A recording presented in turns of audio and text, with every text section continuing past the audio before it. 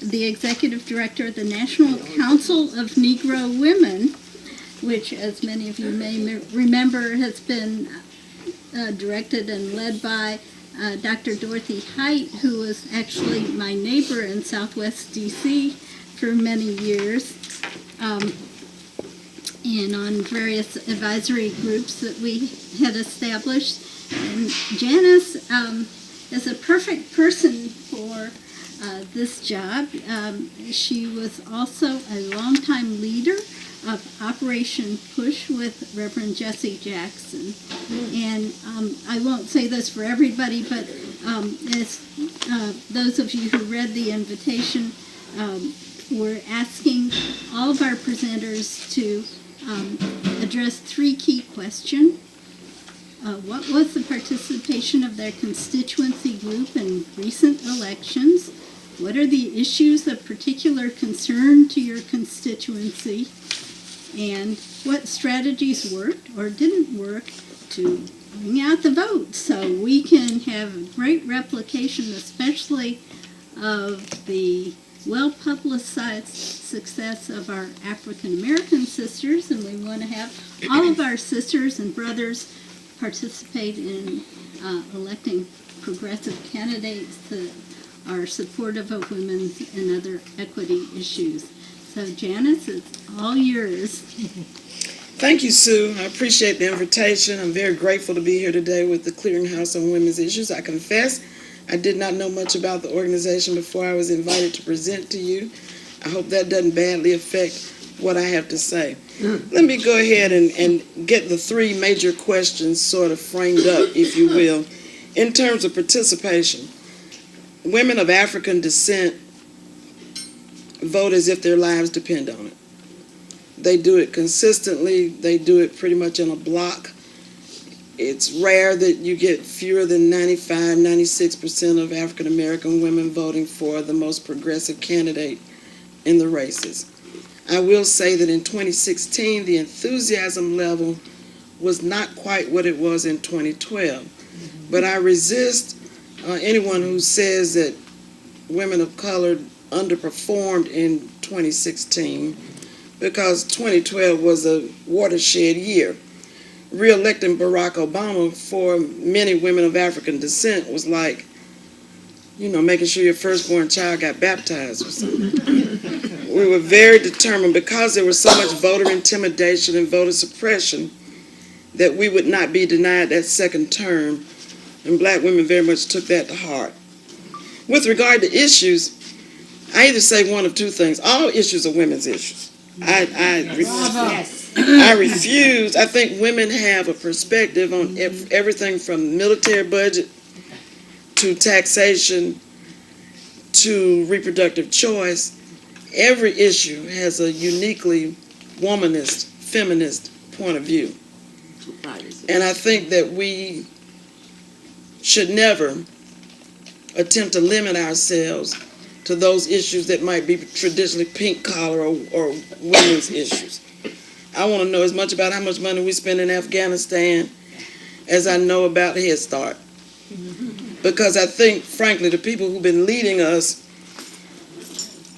in some of the guns issues, I'm an economics undergrad, so everything's either guns or butter, have misled us. And the country needs a woman's perspective on every issue that we face. So the issues are education, health care, jobs and employment, security.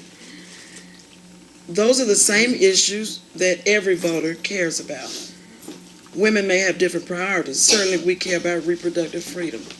We care about access. We care about elder care, because a lot of times we're, especially African American women, are the ones who are caring for people with long-term illnesses and disabilities.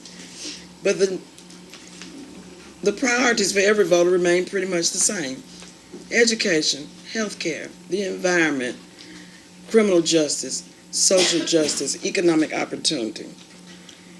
Now, the strategies is where we sometimes have a challenge. And I will tell you, I just got back from something, and I don't know if any of you have heard of it or not, called Power Rising. It was a 3-day, really just a fun fest down in Atlanta, where women of African descent just gathered to pat ourselves on the back and say, "You go, girl," and keep up the good work, and don't be discouraged by the fact that more than half of your sisterin don't see things the way you do. So we had everybody from Cicely Tyson to, secretaries of this and that, and educators and corporate leaders. 1,000 women gathered on a moment's notice to plot an agenda for black women. Now, I was on the steering committee for this, and I will confess that I felt that we should not have limited it to women of African descent. I thought that it was time for a frank conversation across this racial polarization about how we come closer together in our point of view and form more of a sisterhood. I got voted down because there are lots of women who gave their all in all for Hillary Clinton who felt that they had been betrayed. And they wanted to gather to soothe their wounds, re-energize themselves, and I could not disagree with that premise either. Yep. Especially when we look at the fact that Barack Obama never got more than about 48% of white female votes. Not in 2008 and not in 2012.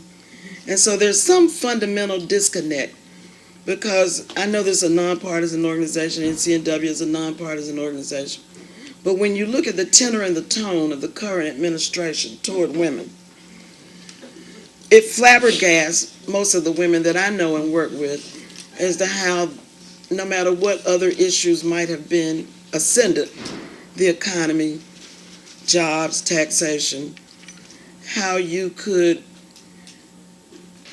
think about the welfare of women and girls, think about the equal citizenship of women and girls, and support a candidate who seems so obviously flawed on that front.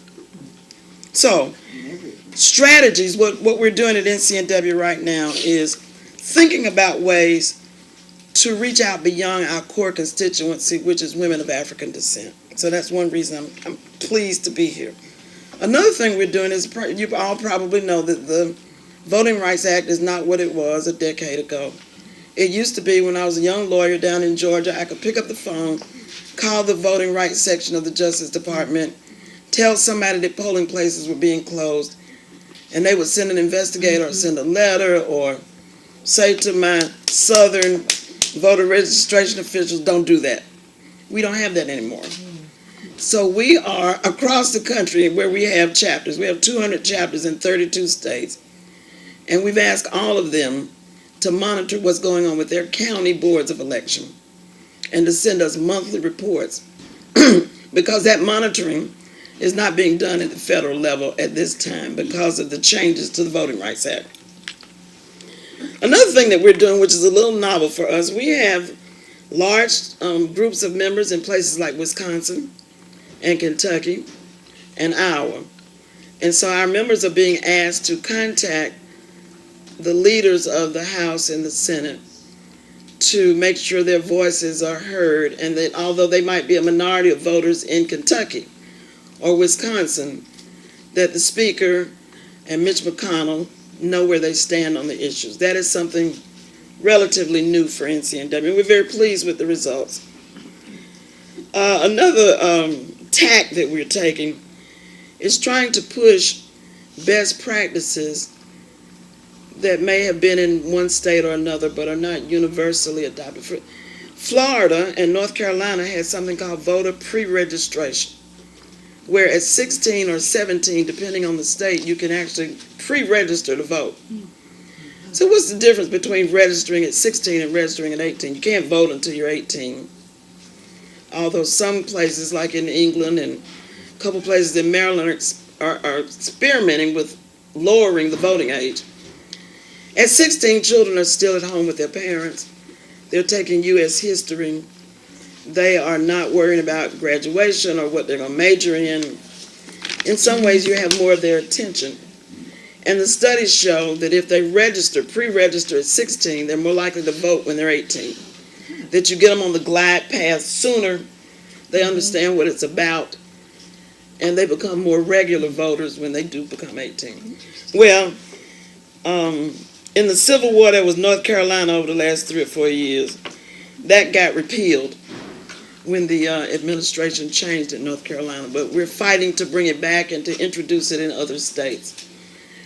If you look at the demographics of who younger voters are, and you only have to look at Florida and the young people from Parkland to see that they're not trying to take it. They believe that they have the right, that they have a voice and they have a right to express it. And if you look at the demographics of younger voters, you'll see that that's not a coincidental phenomenon that's coming out of Florida. That is the way that generation sees itself. So we think there's great promise in reaching out to even before their voting age. In fact, when I think about my own experience, my first political activity was my mother handing out leaflets for Jack Kennedy in 1960. I was 6. The night that Jack Kennedy debated Richard Nixon on television, we were at my grandparents' house before a fire in the fireplace, and she made a cake because it was my birthday. October 21st, 1960. I didn't know at the time and wouldn't learn for many decades later that that was the night that Kennedy debated Nixon. But I remember the birthday cake and the candles, and I remember these two guys on TV, and I remember that even though it was my birthday, she was as interested in what was going on the television as she was interested in my birthday. Children form their political interest and their political alliances early in life. And so I think it's important that we reach out to children to make sure they understand why democracy matters. And if you ask me what wakes me up in the middle of the night, as the country's demographics change, and we're getting ready to go into the 2020 census and all that that will mean, the courts are finally taking notice of partisan gerrymandering.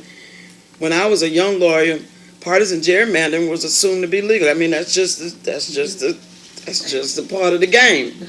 But now we realize that partisan gerrymandering can be just as deleterious as racial gerrymandering. And you're starting to see courts take notice of that. But what worries me is that as the country changes, is the democratic notion, is the democratic experiment safe? Will we get to a time where people are so willing to win elections that they will gerrymander, they will voter suppress, they will voter intimidate? Will winning become so important that we'll give up on the central premise that is America, which is one person, one vote? And so at 63, when I thought I'd be retiring from this, I take the most challenging job of my life because I've got 3 little grandchildren down in Georgia. And I owe them this last final push to women like these who you will hear from in just a few minutes, who are younger and more vigorous, and I'm sure have better ideas. I'll stop with that, and I don't know if we'll have time for questions and answers, but I'd be glad to. Afterwards, that's wonderful. Thank you so much. my pleasure to introduce you all. Should we move her in for first day? Yeah, the first, yeah. So you're Right, going you to get just... to sit. It's my pleasure to introduce you all to Melina Ormeau. She is president of the DC chapter of the National Conference of Puerto Rican Women. She will address our key questions and discuss how the National Conference of Puerto Rico Women members are not only raising funds and support for rebuilding Puerto Rico, a much-needed effort, but also energizing chapters across the United States to elect progressives. Melina. Hi, thank you, and I'm very honored to be here today. My name is Melina Ormeau, and I am president of the DC chapter of the National Conference of Puerto Rican Women. The organization was established in 1972. I came into the organization about maybe three and a half years ago. I've been living in DC since 1996. I came to college, went and left, came back. I've never worked for the federal government. I've never been involved in politics. My life has been, someone needs help, I work in a refugee project, I work on environmental projects. However, about 3 years ago, I started to take a special interest in my country, Puerto Rico, because I figured, wait a minute, I do all these things, and I've never actually done anything specific for my people. So I met the late Carmen de Galaboto, and she kept saying, come to Nacopro, and so here I am now, president 3 years later. And it's been difficult times right now we're facing Puerto Rico, not just the island, but as women, because we carry the burden of everything. But it's also this emergence of energy and vibrancy that I've seen, and I hope others will see, of women from all generations coming together to pull our island together and to bring that courage and whatever it needs for Puerto Rico to get better.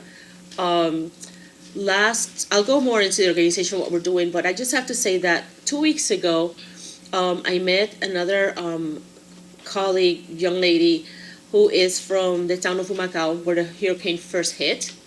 And it was amazing of how she was there, survived the storm. A few days after the storm passed, she was able to get a bag of Skittles candy.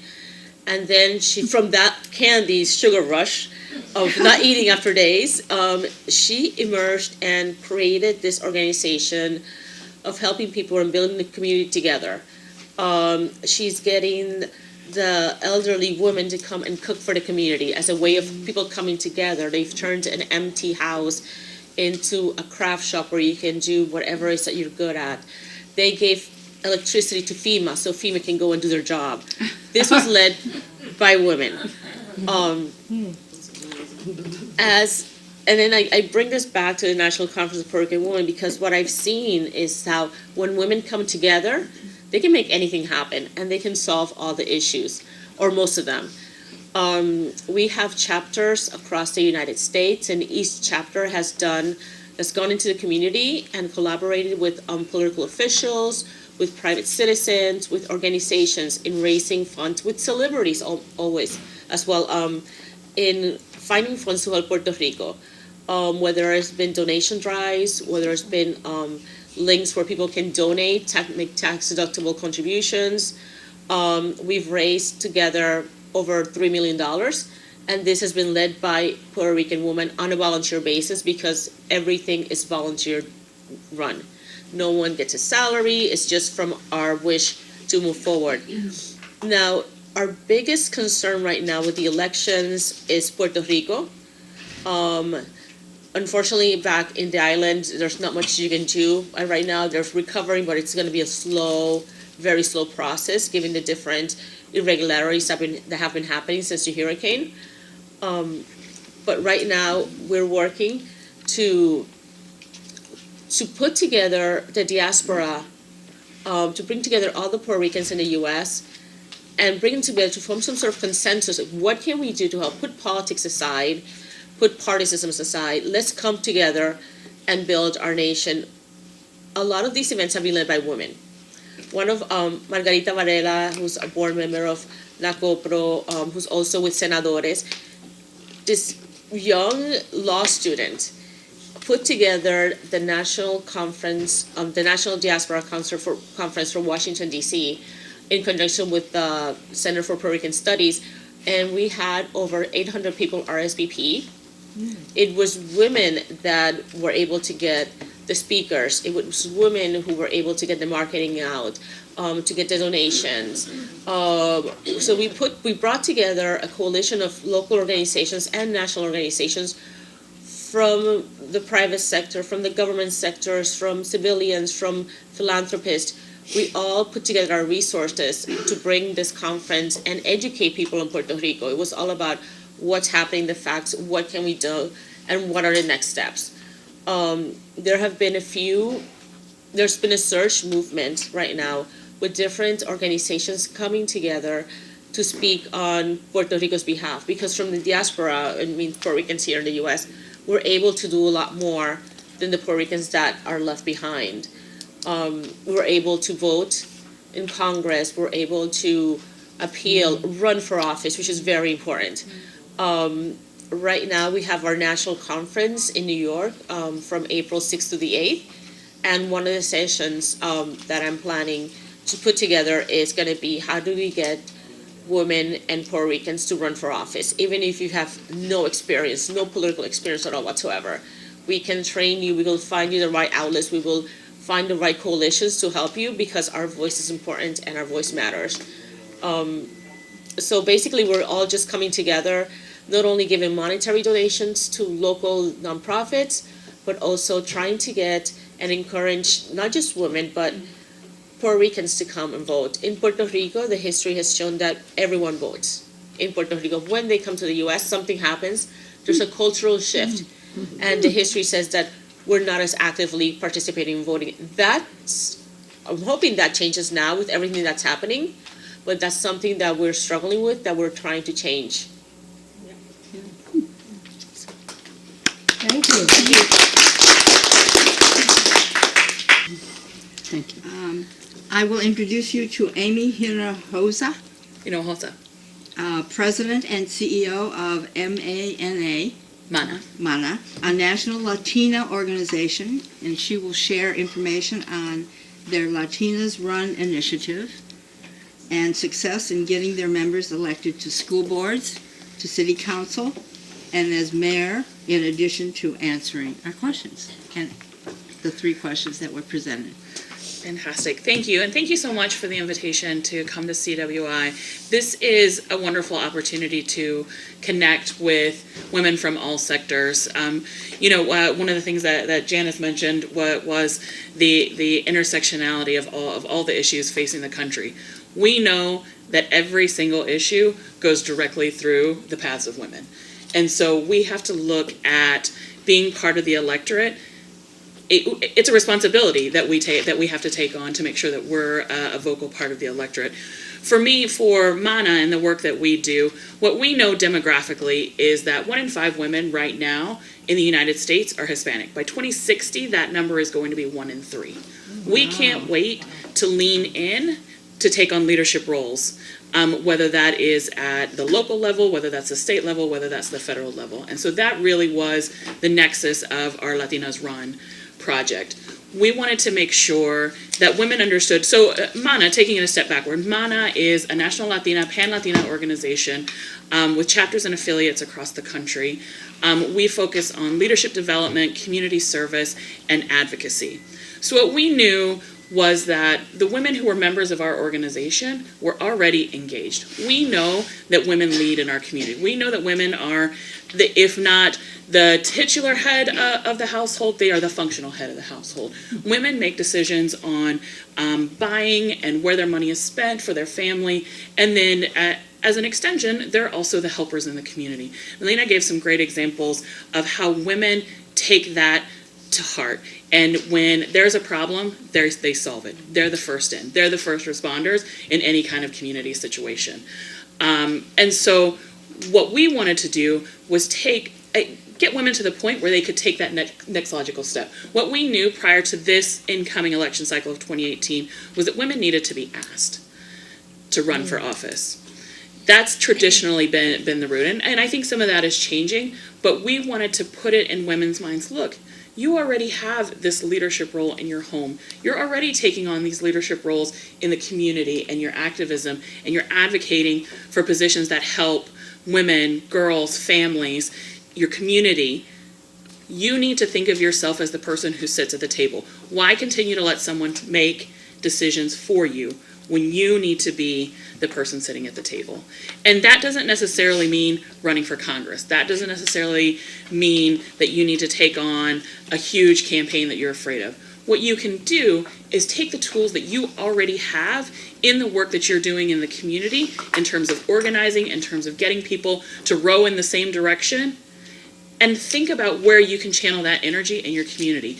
Is that on a local board? Is that on a local commission for your town? Is that in your city council, on your school board? Is that even a state representative? There are steps that you can take. And the other is that we know that women, particularly women who have kids and families that they're responsible for, they're very reluctant to take on some of those roles and take some of that time away from their family. We wanted to make sure they understood that there are options at every level of government that they can lean in and take advantage of. For us, in this throughout the years, MANA has had a number of women who have taken on leadership roles, run for election, and been very successful. But we just had our group in Topeka, Kansas, of all places, if you can believe, home of Chris Kobach, right, who is actively trying to work against voter registration. In Topeka, Kansas, we have one of our strongest chapters in the country, and we have a group there that is very actively engaged. This past November election cycle, we had a member run for mayor, we had a member run for the city council, and we had a member run for the local school board. They were all three elected. Wow. Michelle de la Isla is the first Hispanic and first Latina mayor of Topeka, Kansas, and she actually sits on the MANA board of directors, and Puerto Riqueña. And so we are energized by that because they really took advantage of the work that they had done in the community as members of the organization to develop those networks, to get that, to do that same work. And part of our Latinas Run initiative was whether or not women decide to run for office as a result of taking the training, these are still skills that they can use to build and strengthen the foundation of their local organizations. So these aren't new skills. These aren't new skills to women. We just want to make sure that we're helping them understand that they can channel those energies in that direction. And I think that that's, after the 2016 election cycle, it's all personal. It is all personal. And so I think that we're in this moment where women feel that direct pressure. Latinas feel that direct pressure, whether it was from the start where the campaign was kicked off calling Mexicans rapists and thieves, whether it was the response to Puerto Rico, and we saw how the community is still being completely forgotten. There are moments in life where women need to step up, and we feel like these are moments where Latinas need to step up. And while they were doing that and educating their community, we need for them to be decision makers. And so that's where the idea came from, and that's the work that we're heading in that direction. And I think that what's interesting is that all of our individual organizations, to some level, whether we knew it or not, that's the work that was going on. And this probably is what we've been building to this entire time, of utilizing people's natural gifts, the work that they're doing naturally in the community, but now it's time to translate that into actual action, into actual votes, into actual representation. And so that's the push that we're making. I think in terms of what isn't so great, Latinos, the Hispanic population in the United States, we still have a very low turnout. And so I think that our challenge, I want to say that the 2016 election cycle, we were somewhere in the 12 to 14% participation rate nationwide. That's still the challenge. So whether that is focusing on making sure that folks have the appropriate identification to be able to register to vote, whether that's making sure they're registered, but then at the same time helping them understand, as Janice said, these are life and death decisions. when you go to the polls, you are making life and death decisions, particularly in the environment we're in. And so it's stressing the importance. So it really is an ownership of the political process, our place in that political process, and then, of course, moving to action. And so that's where we're going to stay on the ground. We're going to make sure that our community, I feel like I say this all the time, that my job here in Washington is pushing out as much information, as much resources as I can to the women who are on the ground doing this work every single day.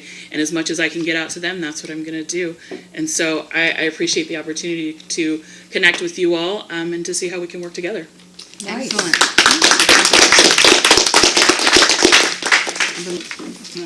See, I didn't even think about that. I just felt so talented. Well, this is so inspirational. We're going to continue with Vamala Phongsavan.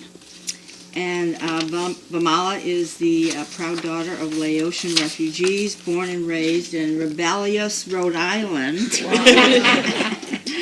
And she is the public policy director of the National Asian Pacific American Women's Forum. I knew I would forget. And she leads the organization's policy work in the issue areas of reproductive health, economic justice, and immigrant rights with a reproductive justice framework.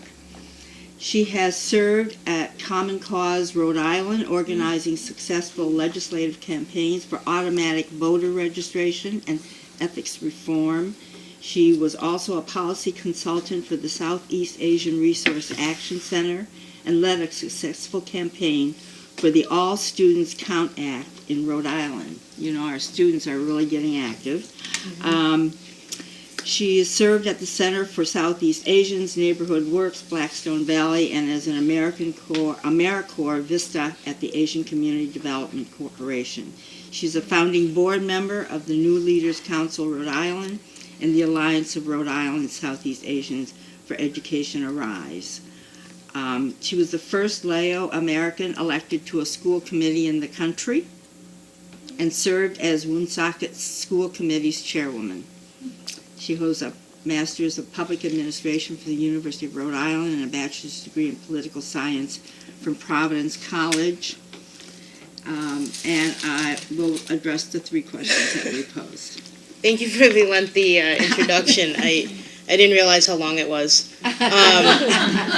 You've done a lot. I hope. So as you mentioned, I'm the policy director of Vamala Phongsavan at the National Asian Pacific American Women's Forum. And NAPAWF is the only national organization serving PI women and girls with a reproductive justice framework at the intersections of economic justice, reproductive health, and immigration reform. We're working hard to defend the progressive gains we have made as a nation in regards to AAPI women having more agency to make decisions that are best for our bodies, our families, and our communities. We're working hard to build power so that Asian American women and girls can impact policy change at the local, state, and federal levels that are based on our interests, that benefit us, and that help to realize our dreams. Reproductive justice, as many of you know, is this radical notion that women of color should have full agency over our bodies to make the decisions we want as it relates to reproductive and bodily autonomy by addressing all of the issues that impact our lives. It's the notion that we live multi-issue lives, and therefore the work we do to advance human rights and social justice must be done in an intersectional way. Reproductive justice is the notion that I can advocate and fight for myself as a whole person, as a woman, as an Asian American, as a worker, and not have to pick which part of me shows up at any given time. And so our organization, we are based here in DC, but we have 15 chapters throughout the country. We have an office in Chicago, Atlanta, New York, and Philadelphia.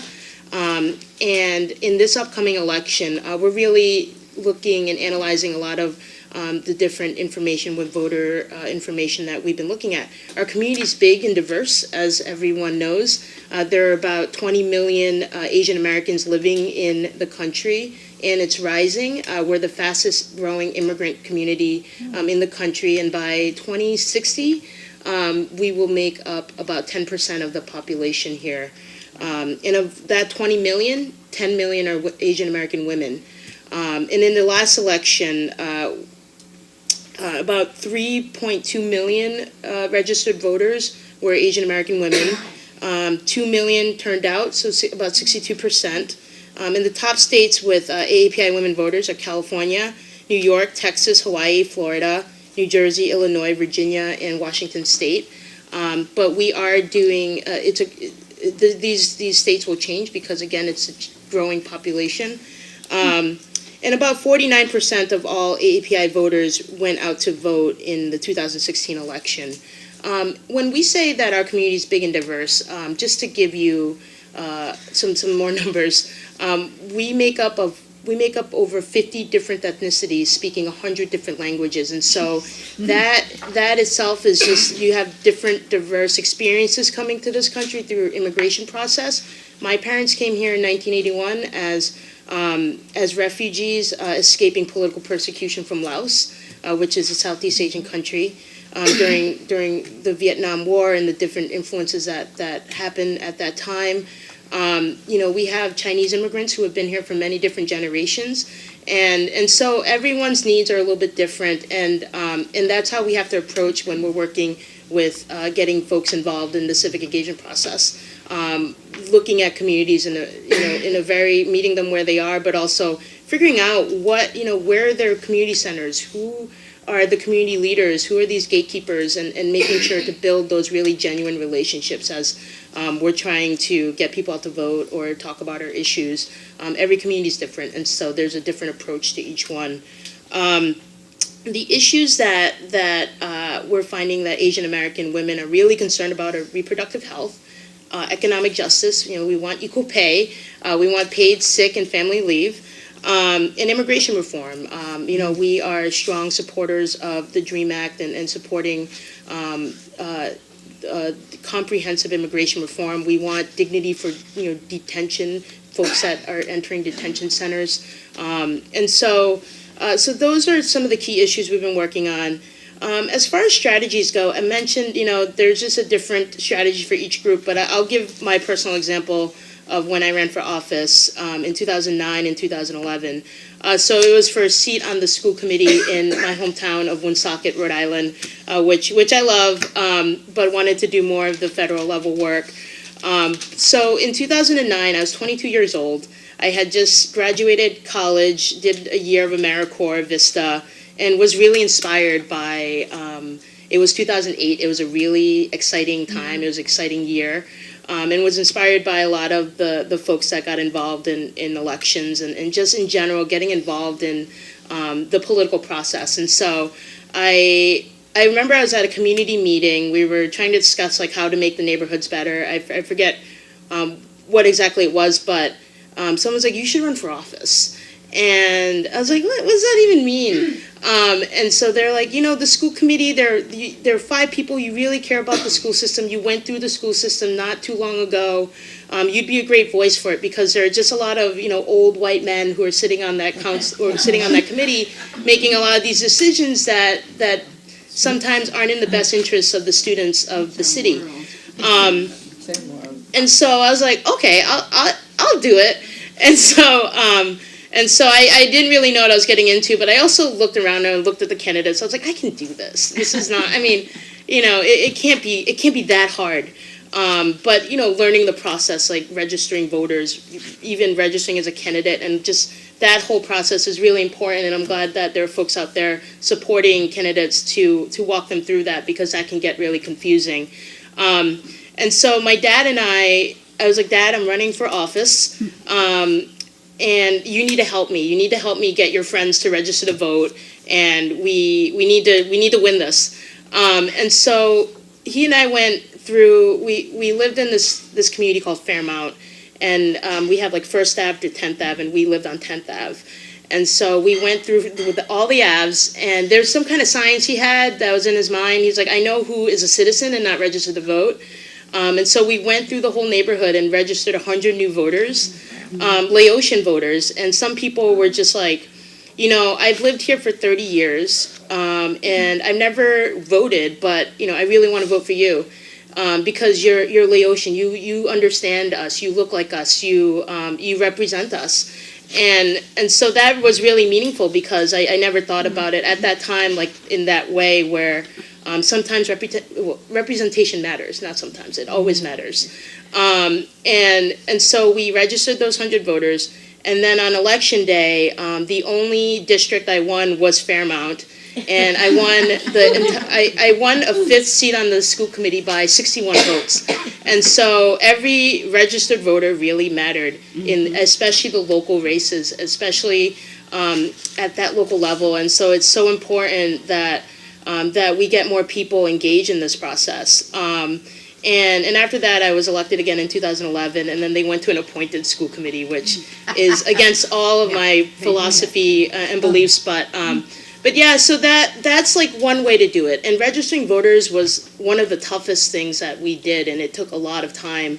And sometimes it was having a beer with, the person, staying there for an hour. Sometimes it was a 5-minute conversation. But it's all different, and, being at different community events and getting folks interested in what was going on. And so that was something that was, I didn't know there was a strategy to that. I thought it was just me and my dad going out. I guess it's a strategy. And when I was sitting on there, I was able to make really, really, good policies that benefited the students of Woonsocket, and so it was really important to be on that committee. But yeah, so every community is different. Not everyone's going to be like the Laotian community, but I think it's important that we take that into perspective as we're working to be more aligned as we're working in 2018 to really, have all our voices at the table and really a truly genuine conversation about this. And who are the right people, who are the leaders, who are already on the ground, who are the people that know what they're doing to bring out the vote, because it's really important. Someone said our lives depend on it, and 2018 is going to be a real test for a lot of us. And so some of the stuff we're working on this year is a lot of education work. At NAPHOF, we're working in the different states to create voter guides and materials. We're having town halls and community meetings with other groups, and we're looking to collaborate as well to do more of those type of events. And we're working to create a narrative around, the community and how important the vote is in the Asian American community. Wonderful. Fantastic panel.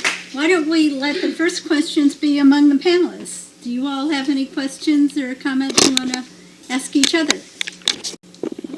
I wanted to say, I meant to have said it when I started and I didn't get around to it, that we have a wonderful opportunity in a couple of years, and really between now and 2020. Wow. One of the first things I did when I got to law school, because I was so bored,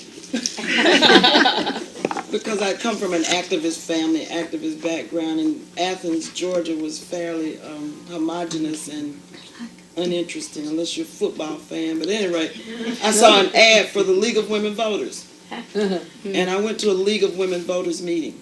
Can I just let her know that she's on camera? It's okay if it's okay with you, but I don't want to lose this because she didn't know. I'm sorry. It's okay. Went to a League of Women Voters meeting, and I had no idea that it would become such a huge part of my life. Athens League president, where I had to resign from being president when my husband ran for political office. This is what the world used to be like. The world can change a lot in a very short time. Oh my God. State Board of League of Women Voters, National Board of League Budget Committee for League of Women Voters of the United States. Founded in when? 1920. The same year that women gained the right to vote, which means that in 2020 we'll be celebrating the 100th year of women voting in the United States. Right. It seems to me that will be a wonderful opportunity for us to come together across whatever spectrum, whatever our issues are, whatever our ethnicities are, to celebrate the fact that women are now voting in the United States for 100 years. Right. And that while we've been sort of driving the political process with our votes and I think that you talked about our organizational ability, that we're the first responders whenever anything goes wrong. It's time for us to get out of the driver's seat, hire some chauffeurs, and get in the back seat and tell them which way to go.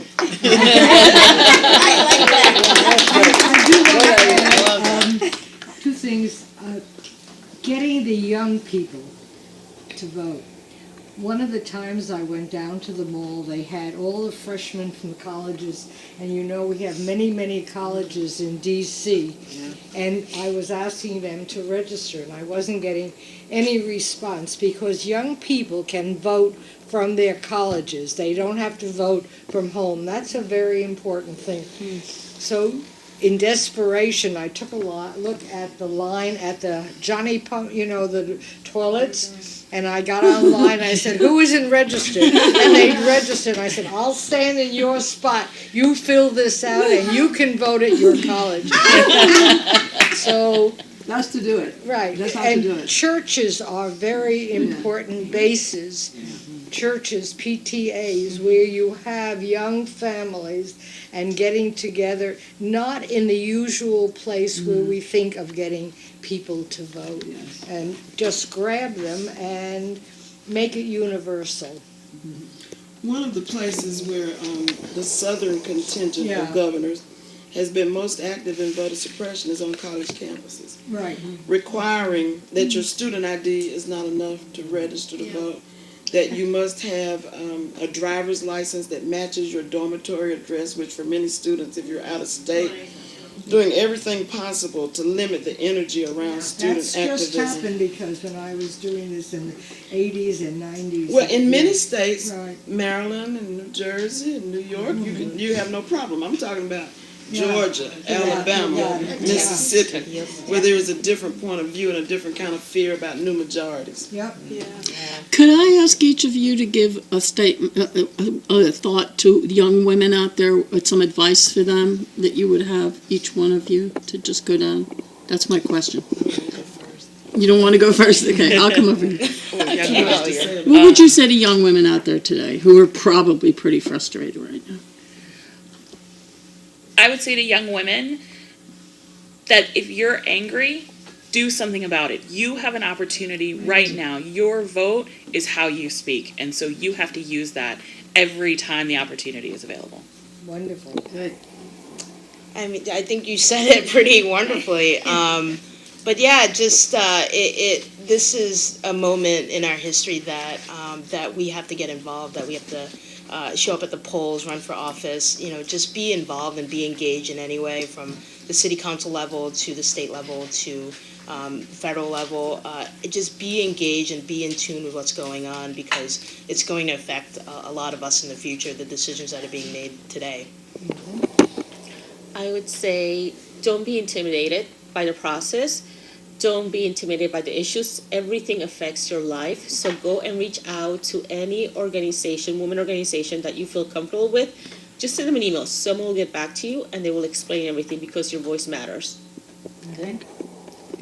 I agree with everything that has been said about young women. The only thing I think I would add is inform yourself. Immerse yourself in the rich history of women activists like Polly Murray, who was arrested for violating segregation laws back in 1940. Immerse yourself in the history of Fannie Lou Hamer, who went to the Democratic Convention in 1968 and determined that she would be seated along with her Mississippi Freedom Democrats. I've always found that knowing a little bit about that history insulates me from things like fear and doubt, and inspires confidence. That if they could do it under much worse circumstances, then why can't you be a contributor? Good. Thank you. Questions from anyone here? Questions from our entire, yes. This is really a comment. I think you hit a good point on being informed. I am telling young people, please inform yourself. I happened to graduate from William and Mary years ago, and I have refused many years to donate because Virginia is an unratified state, has not ratified the ERA. So several times in the last couple of years, I have broken down to make a small donation to a women's studies program there, and I ask the person who calls, which is generally a student, a young woman, Do you know what the ERA is? Oh, my God. How many do you think have said yes? A small fraction. 0. So I tell them, you better get yourself informed about the ERA, especially in Virginia, because Virginia just refused again to ratify. So, getting informed is terrifically important. And that's what the clearinghouse serves, but we cannot get young people to these meetings, obviously. Good, yeah. But they can. I just want to make a comment, 2 comments actually, following up on Linda's very well-received remark. We are going to turn the Virginia legislature. We are going to do that, if not 2 years from now, 4 years from now, and we will get ERA ratified. And after that, it's Illinois, which has twice voted for ratification and is very close. And once that happens, it's ratified. So, anyway, I wanted to mention the organization Emerge. We have had a presentation from some of their representatives, and very impressed with that organization. They're now expanding into many more states. And as someone who worked on and advised about 3 dozen campaigns, state and local, in another life, I really believe that you need to learn some of the, and I hate to use the word tricks, because it really are clever strategies that you need to know about. And we will be offering through Emerge, after our summit on sexual harassment, that would be the 27th of April, the opportunity to attend a session with Emerge. And we are urging it not just for folks who may be thinking of running, although it's a little late in the cycle. We're offering it and urging people who want to work on those campaigns to come, because there's a lot to learn. So anyway, I just wanted to mention that. I think we're going through a very interesting transitional time when women are taking the power, and this is a couple of important steps on the way. I could just say that 3 alumni from Emerge are going to be on the show on Thursday. Oh, great. Right, who have been with the Emerge group. For those of you who have served on school boards, you know that the complexion of our student bodies has changed significantly. That is obviously so true for the school boards, and I used to work for the National School Boards Association. What exceptional or outstanding obstacles have you faced serving on boards of education in this day and age? I've just been named chair of the American University Latino Alumni Alliance here in DC. And recently there have been some issues and concerns with discrimination, with attacks. We figured out it was not necessarily from the students itself, but from the community trying to scare students. And instead of dividing the different ethnicities at American University, which is mostly an international school, it's brought people together. We have a new president, and there's been a plan for diversity and inclusion, because we're coming together, the Latinos, the African Americans, the Asians, the Arab Americans. We're all sort of coming together to address these issues that affect us because we're brown skinned.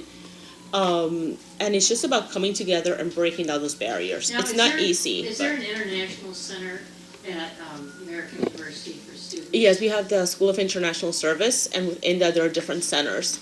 Yeah.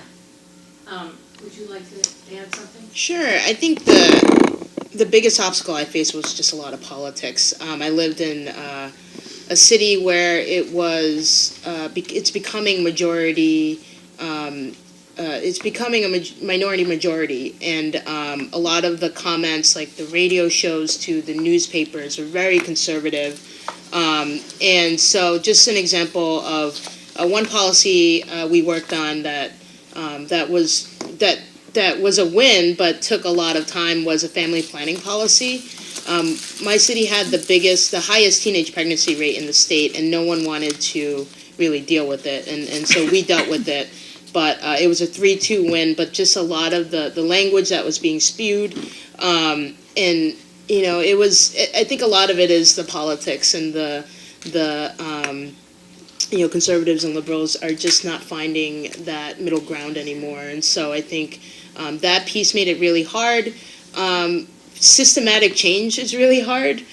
Some of the things we were talking about were looking to transform a system, and that takes a lot of different players, from nonprofits to advocates to teachers, and getting everyone on the same page was really difficult, because everyone has everyone has their self-interest, and so it was trying to find where our common interests were, and so that was really one of the difficult pieces was partnerships and collaborations and working together, and I think that's in every sector, every movement Yeah, is every just, community is different. Yeah. But the school board is kind of the entry tier for a whole lot of people who want to be in public service. And may I say I honor you for being willing to do that. no, and I mean, you had at that time, still attacks on public unions, attacks on teachers, and so it's just lots of different layers of issues. And in my city, we were very close to bankruptcy, so we were cutting a lot of programs at the time. Full Day K, it was when the economy was really, really bad, and so it was a difficult time financially, and just for, and the sad part is, like, these adults are not getting along and not finding solutions, and, the people that suffer are the students who usually don't have a voice or don't speak up on these issues. And why did it go to an appointed over? So because we were, the city was close to bankruptcy, would have been the second city in Rhode Island to go into bankruptcy. We had a state fiscal advisor come in. And then there was this public campaign from, one political entity, especially from the city council, that was blaming the schools and the teachers for the financial woes. And I was always someone who was like, our schools need more money. We should probably raise taxes for more money for our kids. And it was a city that it was heavily funded by the state and federal government versus the city funding. And so I was always someone who's like, the city's not doing their fair share. And so they're like, well, see, they want to raise taxes. And so it was a fight. It was a financial fight at that time. But so there was that public campaign going on, and then the voters voted to go to an appointed school committee. It had to go through the Charter Review Commission, and then Was the theory that appointment would be less expensive than elections? No, there was just that an appointed school committee would work better with the council and the mayor, and that they would balance the budget because they didn't have political, they weren't political. But now, right now, they can't pick a fifth committee member, and so it's just, it's, and so it got really political at this point.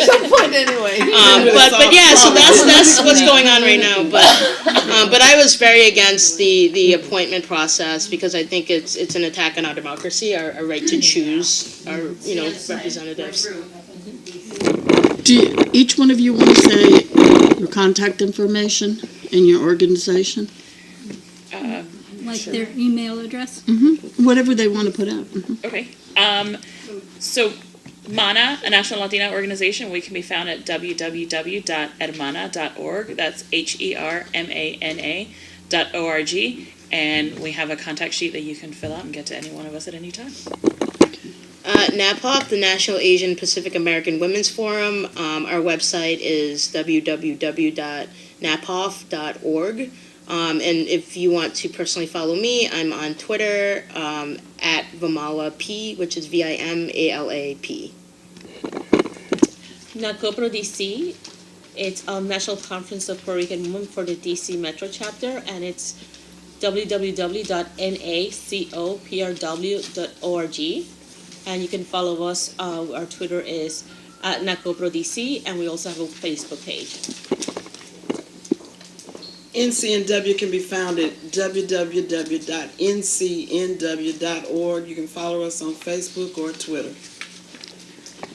Thank you. It's a wonderful informational meeting. And as I say, we have to go from education to action. Thank you all for today's meeting. And thank you for holding this thank you. meeting. Thank you. Thank you for hosting this.